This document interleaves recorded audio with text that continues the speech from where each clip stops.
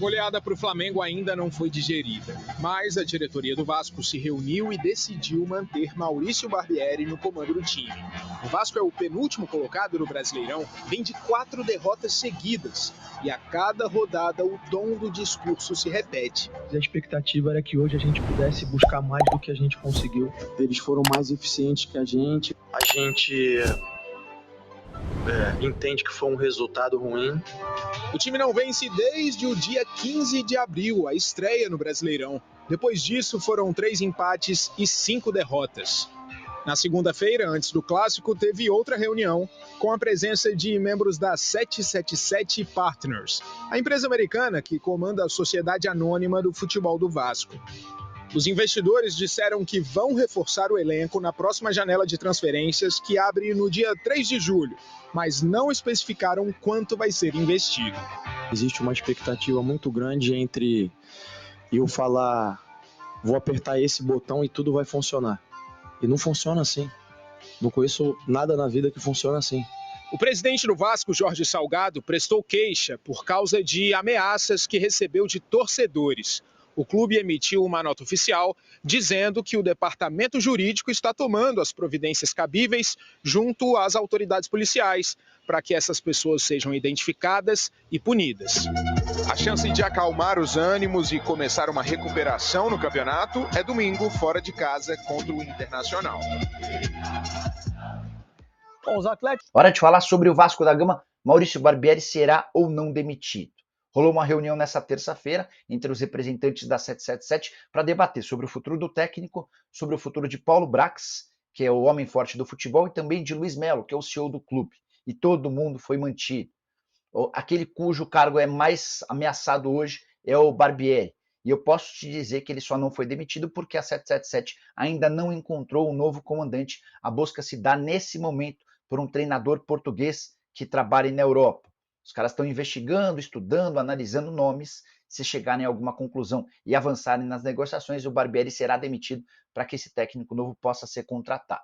Importante contar que vários treinadores têm sido sugeridos ao Vasco nos últimos dias, diante da iminente demissão do Maurício Barbieri, entre eles Gustavo Quinteiros, treinador do Colo-Colo. A informação a respeito da sugestão desse nome foi divulgada pelo pessoal do NET Vasco. E você, vascaíno, ainda aguenta Barbieri, mesmo depois da derrota por 4-1 pro rival Flamengo?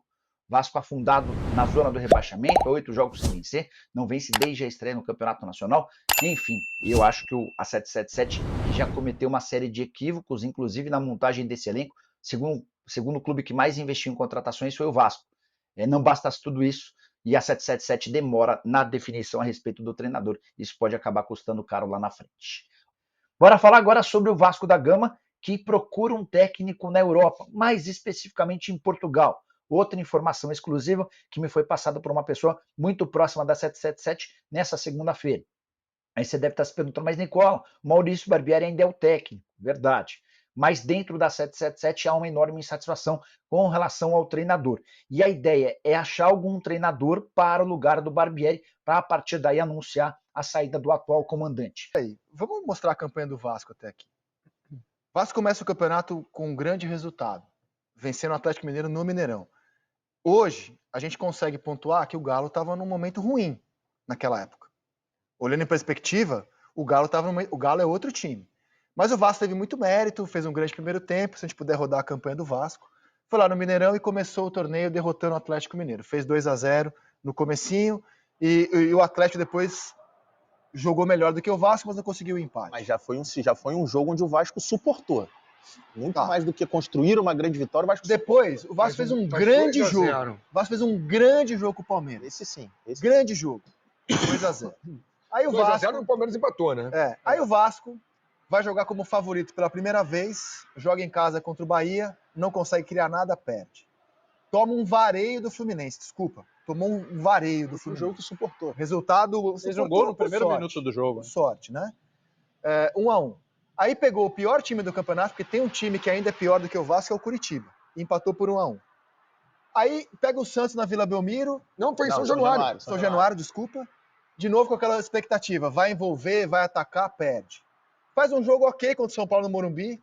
Chega a buscar o empate. Esses 2 jogos eu acho que o Vasco mereceu uma sorte melhor. Tá. Depois, leva 2-0 do Fortaleza. Jogando dois gols também. no final do Jogando jogo, né? muito mal. Mas jogando mal. Mal, E aí vem mal, Não mal. produzir nada. Qual é a minha conclusão vendo isso? O Vasco não tá conseguindo dominar, jogar de igual para igual, nem com os times que brigam contra o rebaixamento, os times da mesma prateleira dele. Como é que o Vasco ia querer fazer isso contra o Flamengo, que joga um outro torneio? O Flamengo joga para ser campeão, o Vasco joga para sobreviver na Série A. Então, assim, se o Vasco tinha essa ideia de propor o jogo, eu acho que ele leu errado o que era o clássico de ontem. Nessa campanha, Para mim era um jogo para o Vasco sobreviver ontem. Era o Vasco para jogar com humildade. Com humildade. O Vasco, eu narrei Vasco e Bahia e Vasco e Santos, os 2 jogos em São Januário. O Vasco teve muita dificuldade para propor o jogo. Porque contra o Atlético e contra o Palmeiras, ele tinha sido reativo. Tinha jogado de maneira conveniente, de acordo com as circunstâncias que se apresentavam. Contra o Bahia, em São Januário, Caldeirão, estádio cheio, não preciso partir para dentro. Teve muita dificuldade. O Barbieri com dificuldade para resolver essas questões. Ele mexe no time no segundo tempo e o Vasco piora. O Vasco não cria nada contra o Bahia. Contra o Santos deu uma melhorada, mas o panorama foi parecido. Não, mas eu acho que até pelo futebol ruim que o Santos apresenta também, quando eu digo que eu acho que o Vasco merecia uma sorte melhor, é que mas no máximo era um empate ali, né? Exatamente. Sim, teve lance de arbitragem, mas de toda forma o Vasco não conseguiu dominar o Santos. É que o Vasco vinha atuando defensivamente, tá? O Vasco vinha jogando com 2 linhas de 4, sobrando lá na frente Alex Teixeira e Pedro Raul. E o time não vinha conseguindo ser um time sólido defensivamente. Tomou gol todos os jogos.